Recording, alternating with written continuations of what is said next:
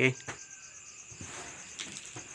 Magandang umaga, mga kapatid, kaibigan. Narito na naman tayo para mag-aral sa salita ng Diyos. Bago tayo mag-umpisa, mahihilingin ako sa inyo konting tulong. Paki-subscribe lang po sa aming munting YouTube channel, Marlon Correct YouTube channel, para mapabilis ang paglaganap ng salita ng Diyos sa buong mundo, para maipakilala ang ating Panginoong Kristo na siya lamang ang Panginoong tagapagligtas, wala nang iba. Yun ang hinihiling ko, mga kapatid kaibigan. Paki-subscribe lang sa aming YouTube channel, Marlon Correct YouTube channel. Yun lang po ang aming hiling sa inyo. Maraming salamat. Tayo na'y manalangin. Ama naming Diyos na makapangyarihan sa lahat, salamat po, Panginoon, sa umagang ito. Narito na naman kami, Panginoon, para mag-aral sa iyong salita. Basbasan mo po, Panginoon, ang lahat ng mga tagapakinig, nga mabuksan ang kanilang isip, kanilang puso, at sila'y makakilala sa iyo, at ikaw ay tanggapin bilang Panginoon at tagapagligtas. Panginoon, ito ang aming hiling at samudalangin sa pangalan ng aming Panginoong Jesucristo, naming Panginoong tagapagligtas. Amen.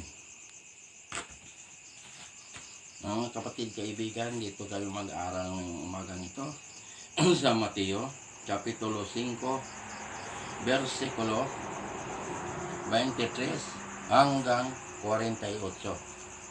Ito ang sinasabi dito sa versikulo 43. Narinig na ninyong sinabi, ibigin mo ang iyong kaibigan at kapuutan mo ang iyong kaaway. Ang sabi, ibigin mo ang iyong kaibigan, kapuutan mo ang iyong kaaway. Yan ang sinasabi dito sa versikulo 43. Mahirap ang pag-ibig ng kaaway, mga kapatid kaibigan. Pero ang sabi ng Diyos, ibigin natin ang ating kaaway. Yan ang sinasabi rito sa versikulo 43. 44. Ngunit ito naman ang sabi ko, ibigin ninyo ang inyong mga kaaway at idalangin ninyo ang mga umuusig sa inyo. Anong sabi dito sa 44? Ibigin natin ang kaaway at idalangin ang mga umuusig sa atin. Yan ang itinuro ng ating Diyos. Mahalin natin ang mga kaaway at idalangin ang mga umuusig sa atin. Yan ang sabi dito sa versikulo 44. 45. Upang kayo'y maging tunay na anak ng inyong amang nasa langit, sapagkat pinasisikat niya ang araw sa masama at sa mabuti. Pinasisikat niya ang araw sa masama at sa mabubuti. At pinapapatak niya ang ulan sa mga banal at sa mga makasalanan. Pinasisikat ng Diyos ang araw para sa masasama at para sa mabubuti. Yan. Para sa mga banal at hindi banal, pinasisikat ng Diyos. Dahil mahal ng Diyos ang tao. Walang pinipili ang Diyos. Masama man o mabuti, pag ikaw ay magbago, lumapit sa Panginoon, tinatanggap ng Diyos. Gaano man kasama ang tao, tatanggapin ng Diyos. Basta siya ay umamin sa kanyang mga kasalanan. maniwala na si Jesucristo lamang ang Panginoon na tagapagligtas, wala nang iba. Yan. Tinuturuan tayo ng Diyos na mahalin natin ang ating mga kaaway. Hindi lang ang mga kaibigan natin ang ating mamahalin, pati mga kaaway. Ipamahal ng Diyos. Yan ang turo ng ating Panginoon. 46. Kung ang mga umiibig sa inyo ang siya lamang ninyong iibigin, ano pang gantimpala ang inyong hihintayin? Hindi ba't ginagawa rin ito ng mga publikano? Ginagawa din sa mga publikano. Yan ang sinasabi rito, nga ang gusto ng Diyos, tayo ay marunong magmahal ng ating kaaway, marunong magmahal ng ating kaibigan. Tinuturuan tayo ng Diyos. Kaya ano ba daw ang ating matatamo pag ang ating kaibigan lang ang ating mamahalin? Paniwalaan natin, kapatid kaibigan, itong salita ng Diyos. Dahil itong salita ng Diyos ay totoo at buhay ang salita ng Diyos. Tinuturuan tayo sa pagmamahal ng ating mga kaaway. Yan. 47. Ito ang sinasabi dito sa 47. At kung ang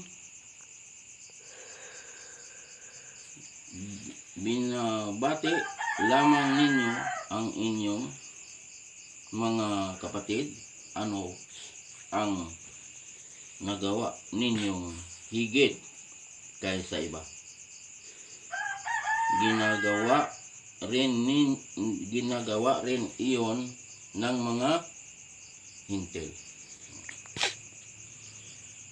Ginagawa din sa mga hintil ang sinasabi rito. Tayo mga nakakilala sa Diyos, tayo na tinuturuan ng Diyos, dapat natin itong kanyang salita ating paniwalaan.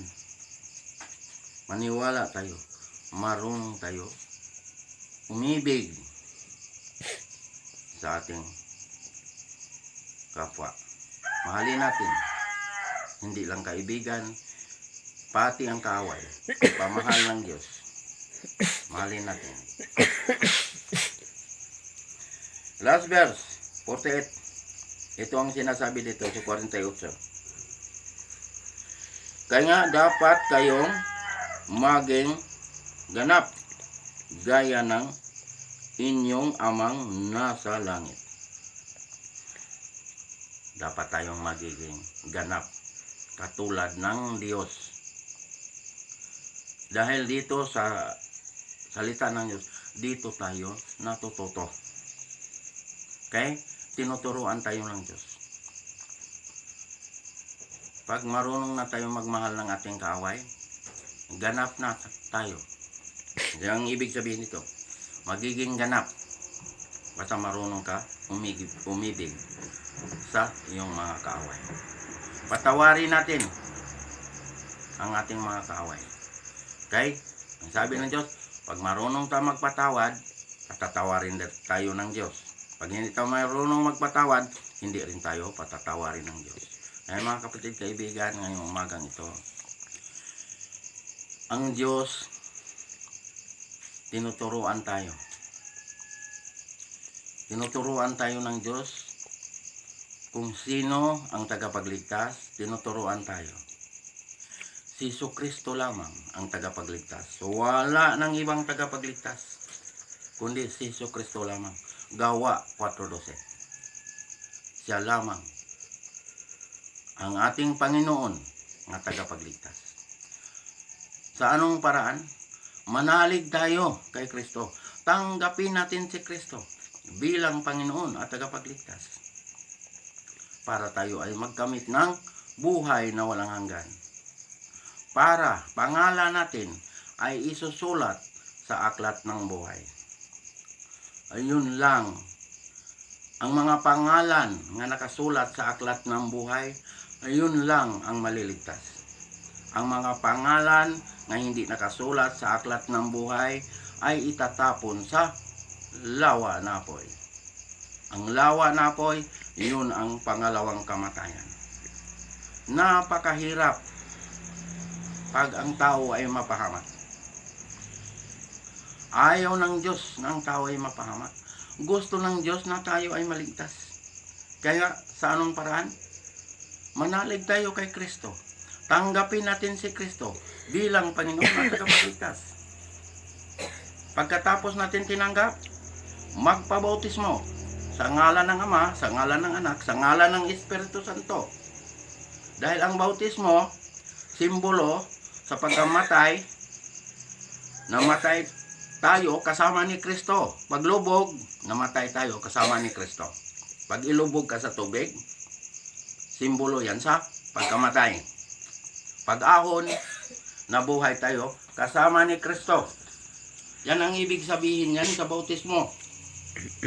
Kaya ang sinabi, nakatawid na tayo sa kamatayan tungo sa buhay na walang hanggan. 1:5:24. Nakatawid na tayo sa kamatayan tungo sa buhay na walang hanggan. Wala nang hatol. Yan ang sinasabi ng Diyos. Ayan ang kahalagahan sa bautismo. Nagiging bagong nilalang na tayo.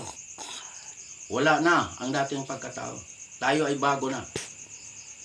Pagkatapos na bautismoan, anong gagawin?